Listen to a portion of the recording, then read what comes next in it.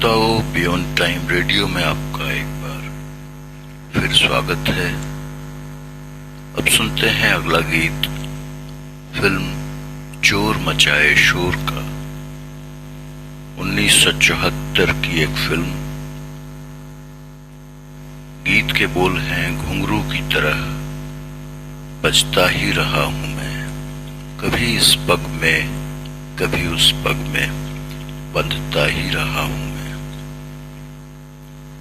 गीतकार रविंद्र जैन, गायक कलाकार किशोर कुमार थे। संगीतकार रविंद्र जैन। चित्रपट जैसा कि मैंने बताया, चोर मचाए शोर। चलिए सुनते हैं ये एक नायाब गीत। गायक कलाकार हैं सुधीजित कुमार। कवर वर्जन है ये। लुत्फ उठाइए और बताइए आपको बियॉन्ड टाइम चैनल में प्रस्तुत प्रोग्राम्स, सब रस सब रंग प्रोग्राम कैसे लगते हैं। भिन्न भिन्न प्रकार के प्रोग्राम यहाँ लाए जाते हैं आपके मनोरंजन के लिए। बने रहिए साथ साथ। शुक्रिया। पेश की खिदमत है घुंघरू की तरह बजता ही रहा